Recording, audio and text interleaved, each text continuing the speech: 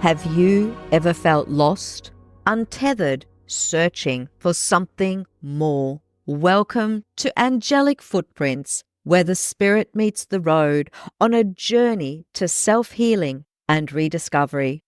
I'm Dagmar, your host, psychic medium and seasoned traveler. Each week, we'll explore the world of angels and personal transformation.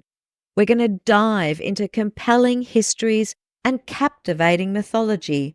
You're going to hear remarkable, real-life angel encounters and discover how you too can connect with the angels guiding your path.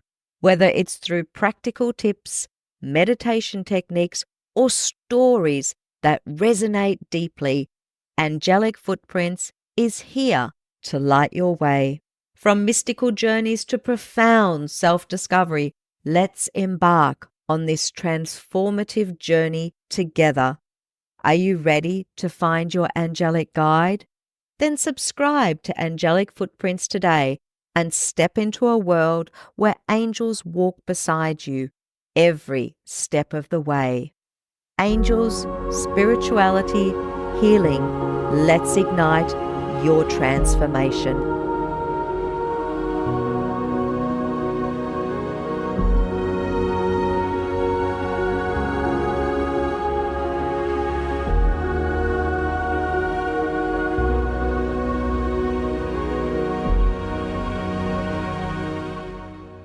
Hello and welcome to another episode of the Angelic Footprints podcast show. Today I want to take you to a very special city, the city of Munich, which happens to be the capital of Bavaria, situated in southern Germany. It is Bavaria's largest city and the third largest city in Germany after Berlin and Hamburg. It lies about 30 miles or 50 kilometers north of the edge of the Alps and along the Isar River, which flows through the middle of the city. Did you know that Munich, also known as München in German, means home of the monks, a name that stems from the Benedictine monastery founded in the area around the mid-8th century. Yes, there is evidence of settlements in the area dating way back to the Neolithic period, and the wider region of Bavaria has a history entwined in the Roman Empire. The first time that Munich was mentioned in a document was in 1158, and that is the date that is generally accepted as its foundation.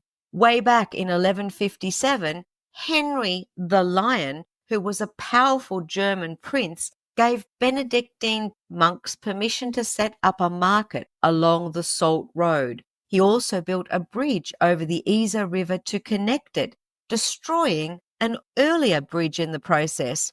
By 1175, Munich had become an official city, and a protective wall was built around it. However, Henry's fortunes changed. He lost all of his power, and Munich came under the control of the Wittelsbach family, who ruled Bavaria for centuries, all the way until 1918. And during the medieval period, Munich grew both in size and wealth under the Wittelsbach dynasty.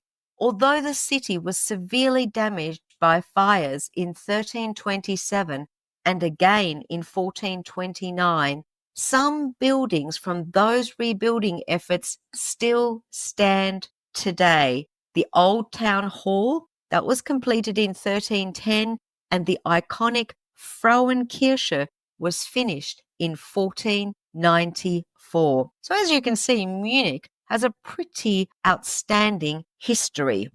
In 1506, Munich became the capital of Bavaria and grew into an important center for the German Counter-Reformation and the Renaissance arts.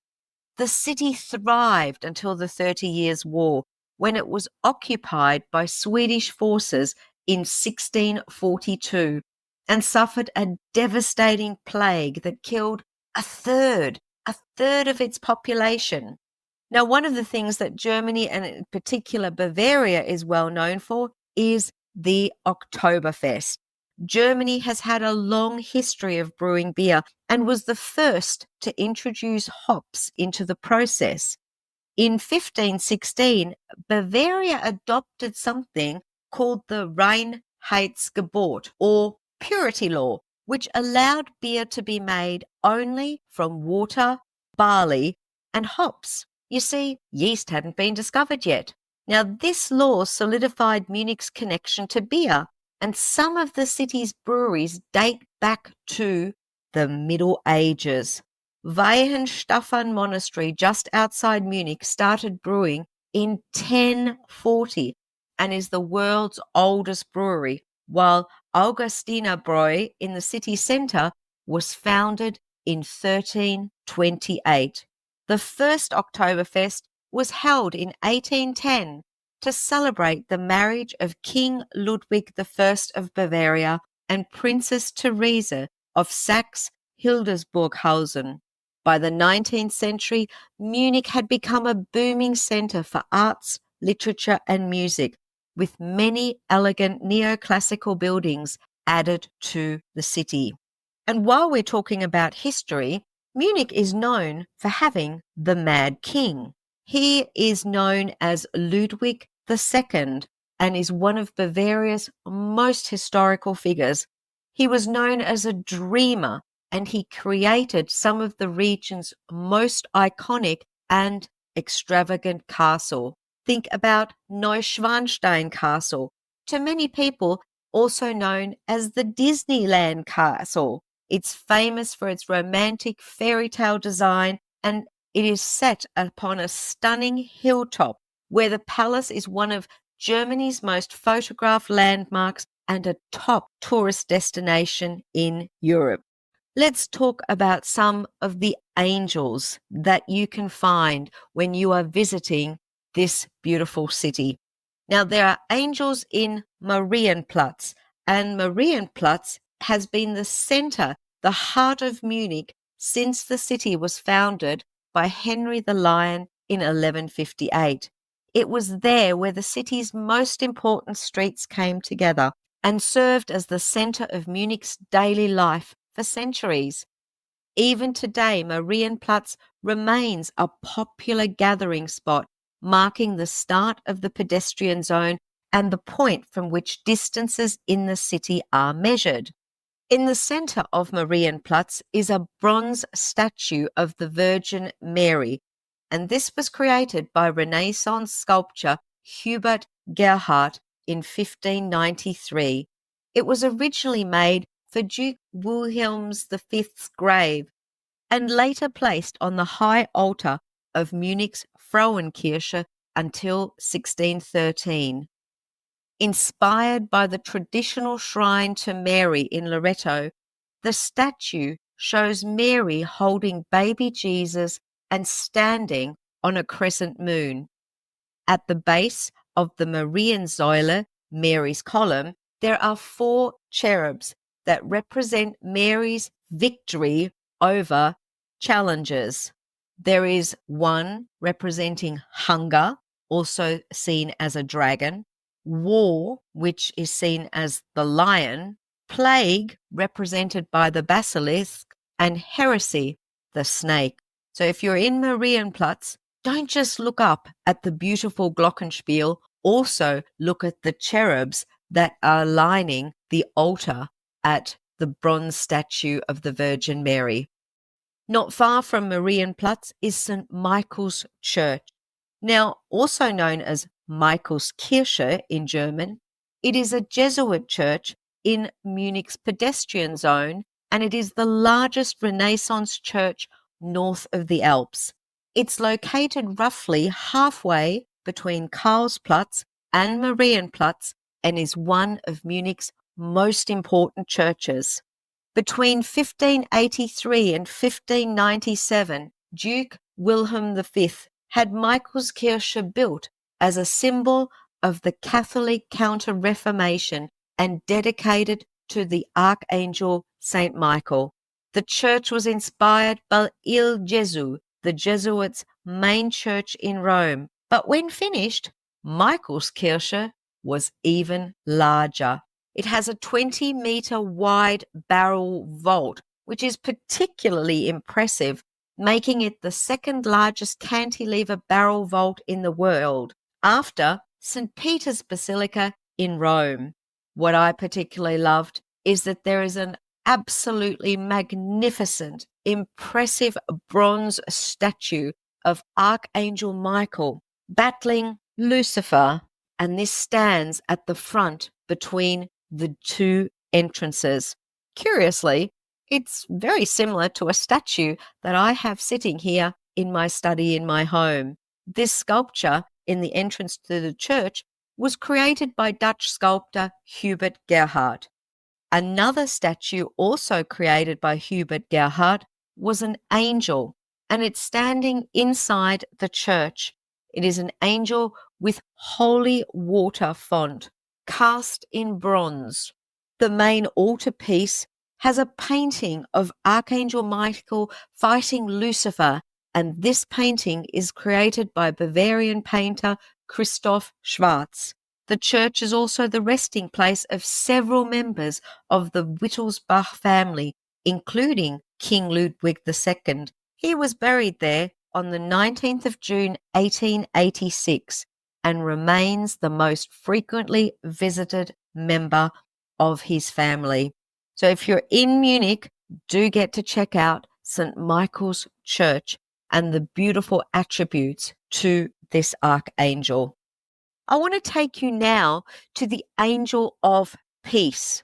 She's also known as the Goddess of Victory, and it is a 38-meter high monument of Nike, the Greek goddess of victory, and it's a bit like the city's guardian angel. She calls for peace. This beautiful golden statue towers atop a 23-meter Corinthian column in the middle of the Maximiliansanlagen, which is a park with mighty trees in the district of Bogenhausen. The 6-meter high golden angel holds an olive branch in her right hand as a symbol of peace. In her left hand, she holds a figure of the goddess Athena, representing warfare and wisdom. The temple beneath measures 8 meters by 8 meters and features 4 golden mosaics that depict war, victory, peace, and cultural blessings. Its cornerstones are adorned with portraits of previous emperors, chancellors, and generals like Emperor Wilhelm I and King Ludwig II. This magnificent bronze statue was created by the sculptors Heinrich Dull, George Pesold, and Max Heilmeyer. Now, apparently the statue was once in grave danger as the Friedensengel threatened to collapse some decades after it had been unveiled on the 16th of July, 1899. It was dismounted for safety reasons in 1981. It suffered serious damage in the process, and so it was only able to return to its place in 1983, where it stands. It now has a significantly stronger pillar and 2 new wings that are steeper than the previous ones, and they have a span of 5 meters. The city of Munich mended and polished all of its intricate features again to mark its 100th anniversary in 1999. Not far from the Angel of Peace, or known as the Friedensengel, is the Maximilianum Foundation. Now, this foundation helps gifted high school graduates from Bavaria and the Palatinate by providing free room and board so they can study in Munich without financial worries. The foundation was established by King Maximilian II, who had the Maximilianeum built in 1852 as a residence for students. Today, it is a famous Munich landmark and has been home to the Bavarian State Parliament since 1949. Why do I mention this particular building? Because the decorated facade is topped with a statue of an angel.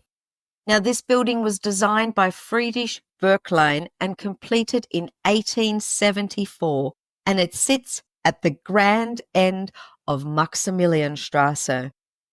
I'd like to now tell you about one final monument, which unfortunately is not present anymore, but its history is important.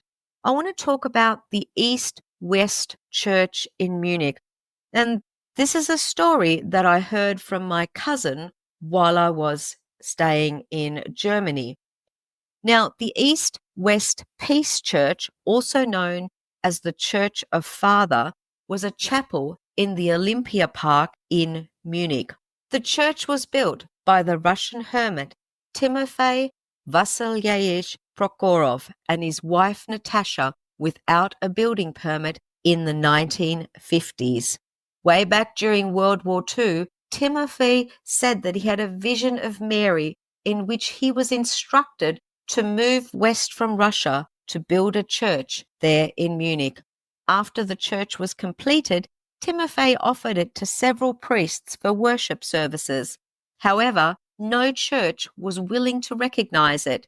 Catholics criticized its Orthodox elements, while Russian Orthodox priests pointed out its Catholic features. Timothy's answer to that was, "The Mother of God did not ask me to build another Orthodox or Catholic church. She asked for a Christian church, a church for unification."